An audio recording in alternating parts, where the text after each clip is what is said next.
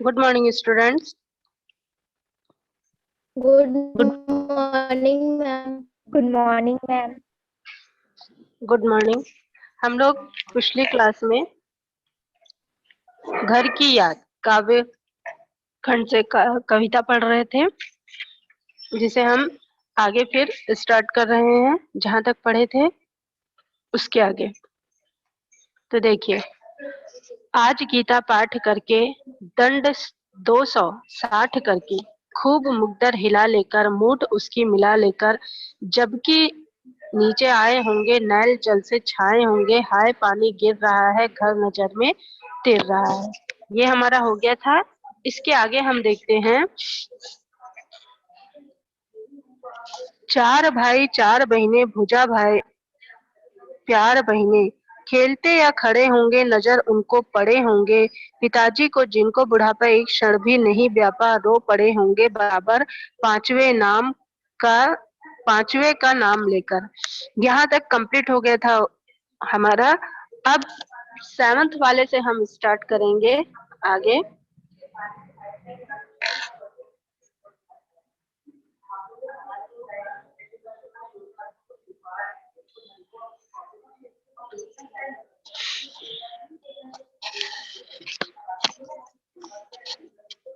चलिए, पांचवा मैं हूँ अभागा जिसे सोने पर सुहागा, पिताजी कहते रहे हैं प्यार में बहते रहे हैं, आज उनके स्वर्ण बेटे लगे होंगे उनके हेटे, क्योंकि मैं उन पर सुहागा बंधा बैठा हूँ अभागा।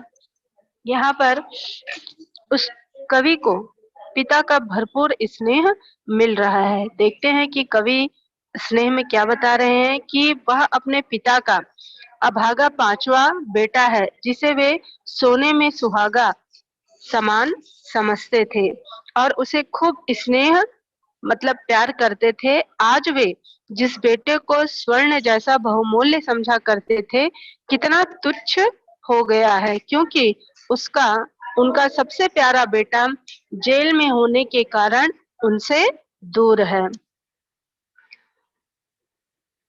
अपने माता पिता का पांचवा बेटा कवि भवानी प्रसाद मिश्र जी हैं। कवि ने यहाँ स्वयं को अभागा इसलिए कहा है क्योंकि वह जेल में है, जिसके कारण उसके परिवार के सभी लोग दुखी हो रहे होंगे। ऐसा कवि परिवार से दूर जेल प्रवास के दौरान कवि सोच रहा है, और कवि के पिता अपने पांचवे बेटे कवि को सोने पर सुहागा समान समझते हुए अत्यधिक स्नेह करते रहे हैं। कवि को आज अपने पिता के व्यवहार में अंतर के भाव की आशंका इसलिए हो रही है क्योंकि उन सबका सबसे लाडला वह जेल में बंद है और उन सबके दुख का कारण बन गया है। कवि पिता की सोच में उसके प्रति बदलाव की जो आशंका का कारण स्वयं के जेल में बंद होने को बता रहा है। प्रायः जेल में बंद होना किसी के भी माता पिता को अच्छा नहीं लगता है। यहाँ पर विशेष बताया है आपको कि प्रायः भाइयों में सबसे छोटे को सर्वाधिक स्नेह भाजन का स्वाभाविक चित्रण कभी भी भाइयों में छोटा और पिता का दुलारा रहा है। सोने पर सुहागा कहावत का सुंदर प्रयोग, खड़ी बोली, मुक्त छंद, अनुप्रास अलंकार, मुहावरों के प्रयोग से भाषा और भाव अतीव प्रभावी हैं। अब आगे देखते हैं। और माँ ने कहा होगा, दुख कितना सहा होगा, आंख में किस लिए पानी, वहाँ अच्छा है भवानी। वह तुम्हारा मन समझकर और अपनापन समझकर गया है सो ठीक ही है, यह तुम्हारी लीक ही है। यहाँ पर कवि जब उसकी याद में उसके पिताजी की आंखों में आंसू आ गए होंगे, तब उसकी माँ उन्हें ढांढस बंधाती होगी। कैसे बंधाती होगी कि जब उसकी याद में उसके पिता की आंखों में आंसू आ गए होंगे, तब असीम दुख का एहसास करते हुए भी अपने मन और हृदय को ऊपर से कठोर बनाकर उसकी माँ ने पिता को ढांढस बंधाते हुए कहा होगा कि आप क्यों रोते हो, भवानी वहाँ अच्छे से है, वह आपका मन और अपनापन पाकर ही तो देश की आजादी के खातिर जेल गया है।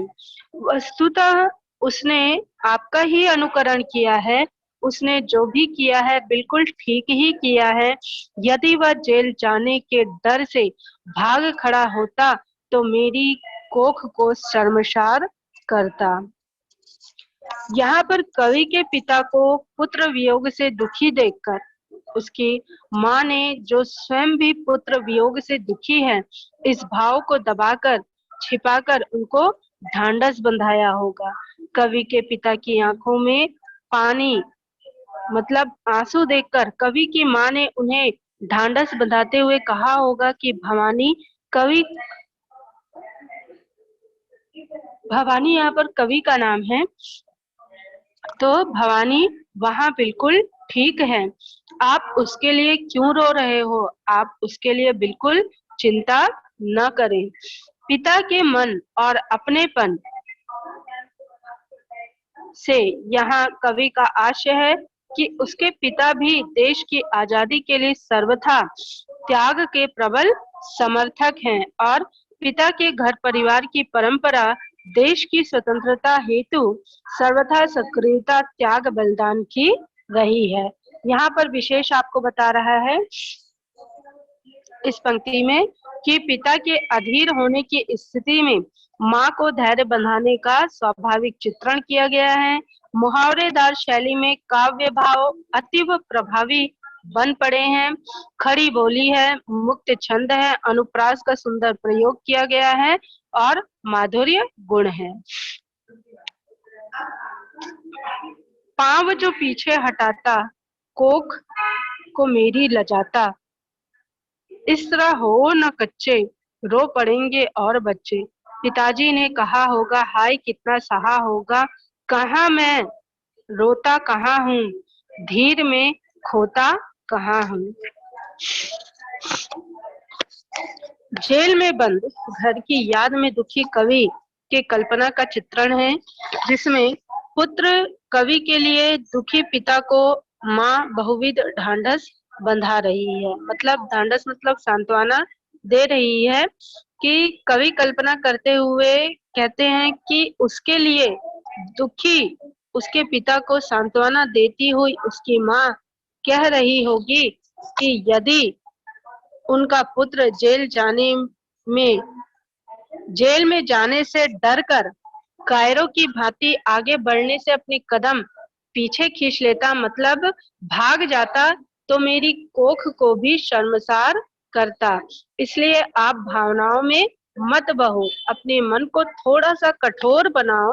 आपको रोते देखकर कहीं और भी जो बच्चे हैं वो भी न रोने लगे। तब पिताजी ने अपने हृदय में मेरी बिच्छू की पीड़ा को किसी तरह दबाते हुए कहा होगा कि मैं कहाँ रो रहा हूँ और न ही पुत्र वियोग से अधीर हो रहा हूँ। मतलब पुत्र का वियोग, पुत्र का बिछड़न भी मुझे नहीं सता रहा है। यहाँ पर कवि की माँ उसके जेल जाने से दुखी पिता को ढांढस बंधाते हुए कहती है कि भवानी कवि ने जेल जाने से न डरकर माँ की कोख को शर्मसार होने नहीं दिया। उसने देश की स्वतंत्रता के खातिर आंदोलन में भाग लिया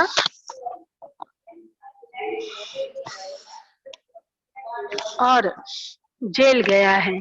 यह हमारे लिए गर्व की बात है।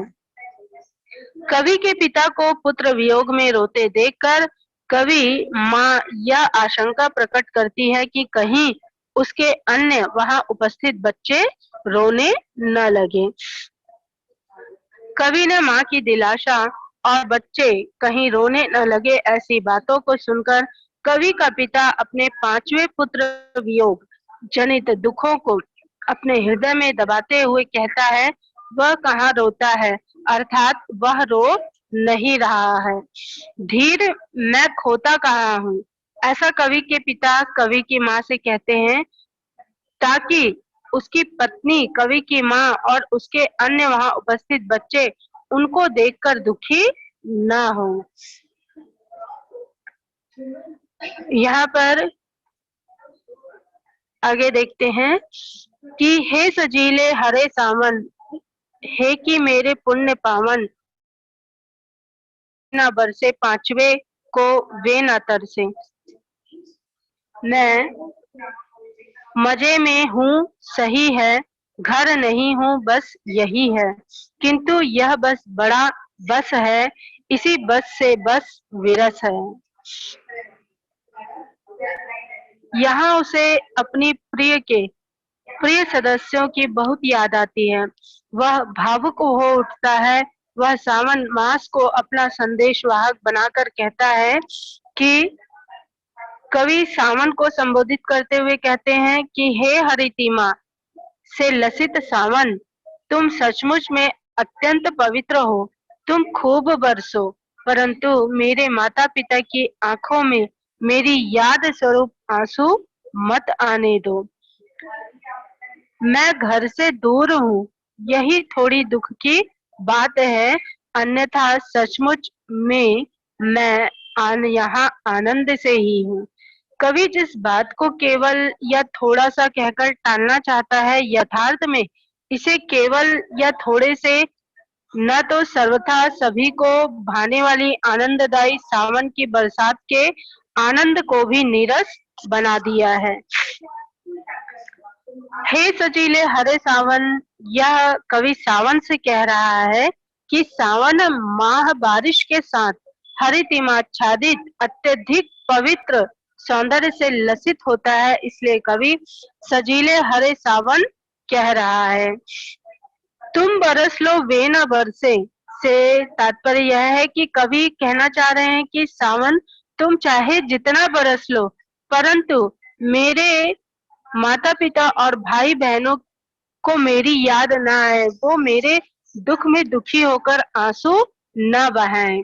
कवि सावन के माध्यम से यह भी संदेश अपने घर तक भेजना चाहते हैं कि वह अवश्य जेल में है, घर में नहीं है, पर उस उन्हें यहाँ किसी प्रकार की समस्या नहीं है, वह बिल्कुल आनंद से हैं।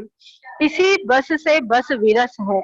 इसमें कवि का तात्पर्य है कि जेल जाना उसकी व्यवस्था थी, क्योंकि यह स्वतंत्रता आंदोलन में भाग लेने के कारण हुई है। ऐसे कार्य स्वरूप दंड को उसने हृदय से स्वीकार किया है। यह उसके आत्मा की पुकार स्वरूप है, परंतु यह इसलिए दुखी है क्योंकि उसके कारण उसके माता पिता भाई बहन सबके सब दुखी हैं।